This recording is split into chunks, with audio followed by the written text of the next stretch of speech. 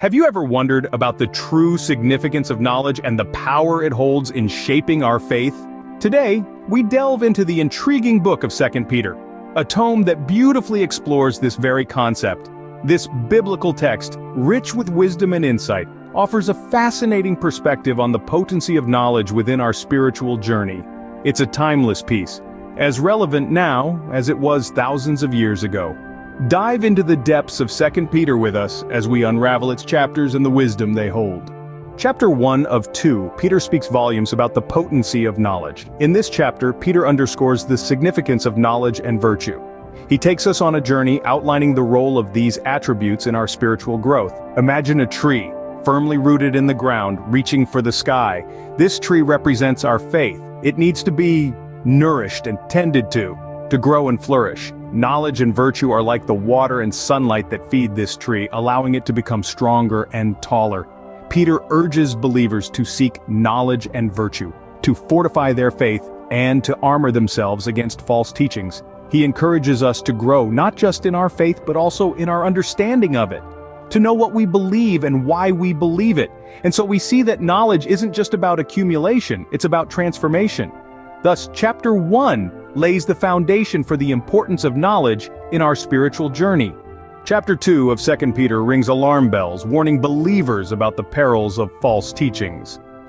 Now, it's important to understand that Peter, in his second letter, had a crucial message for us. He warned us about the prophecy of false teachers infiltrating the Christian community, spreading their distorted version of the gospel. It's a stern warning, one that we must take seriously. Peter had been there. He'd seen the rise of the early church, and he knew the dangers that lay ahead. He foresaw a future where these false teachers would exploit unsuspecting believers, leading them astray from the path of righteousness. And the result? Their impending doom. It's a harsh reality, but one that Peter wanted to prepare us for. But Peter didn't just stop at issuing a warning. He took it a step further. He compared these false teachers to fallen angels, a comparison that's as powerful as it is chilling. Just as angels, once in the presence of God, fell from grace due to their rebellion, so too would these false teachers face divine judgment for leading God's people astray. This comparison is a stark reminder of the consequences of deviating from the truth. It underscores the dangers of being led astray by false teachings, of being swayed by eloquent words that veer away from the gospel's truth. It's a wake-up call, a call to discernment, a call to stand firm in the face of deception. But remember, Peter's message isn't one of fear and despair. No, it's one of warning, yes, but also of encouragement. He's preparing us to face these challenges with strength and wisdom. He's equipping us with the knowledge we need to identify and guard against false teachings. Peter's warning is a call to vigilance, a call to hold fast to the truth of the gospel, a call to stand firm in our faith amidst the storms of deception. Warning served, Peter prepares us to face these challenges with strength and wisdom. In the final chapter, Peter brings forth a promise and a command. As the narrative unfolds, Peter, with the weight of prophecy on his words, speaks of the Lord's return. It's not depicted as a mere possibility, but a certainty waiting to unfold. Peter's prophetic voice rings with clarity, echoing through the ages, down the corridors of time to reach us with a message of hope and anticipation. Peter paints a vivid picture of the Lord's return, a promise of a new heaven and earth.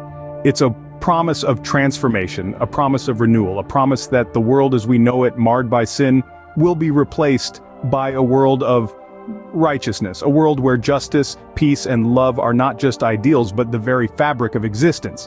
But this promise is not without a command that carries a sense of urgency, a call to action. It's a command to live holy lives in anticipation of the Lord's return.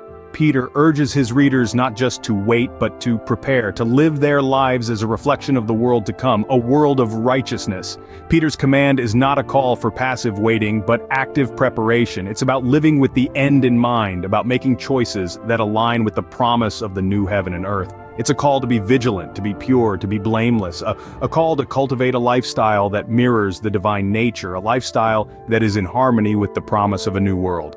The promise and the command are not separate, but intertwined. The promise fuels the command, and the command prepares us for the promise. One cannot exist without the other. The promise of a new world gives purpose to the command, and the command gives substance to our anticipation of the promise. Peter's message is a powerful reminder that our lives are not just about the here and now, but also about the there and then. It's a reminder that our choices matter, that our actions have eternal significance. With a promise and a command, Peter leaves us with much to ponder and act upon. To sum it all up, let's revisit the key points from 2 Peter. The Apostle Peter in his second letter emphasizes the significance of knowledge. He doesn't just talk about ordinary knowledge though, but knowledge of God and of Jesus our Lord. This knowledge, according to Peter, is the key to life and godliness. It is through this divine knowledge that we receive everything we need for a godly life. Next, Peter gives a stern warning against false teachings and the destructive heresies that can sneak into the church. He urges believers to be on guard, to stay firm in their faith, and not to be swayed by deceitful teachings. Peter also reminds us of the consequences that will befall those who spread false doctrines, further emphasizing the importance of discerning truth from falsehood. Lastly, Peter makes a promise and a command. He assures believers of the Lord's promise of a new heaven and a new earth where righteousness dwells. Simultaneously, he commands us to live holy and godly lives as we look forward to this promise. Peter's message here is clear. Our actions and decisions today have eternal implications. Armed with this knowledge, we find ourselves better equipped to navigate the journey of faith.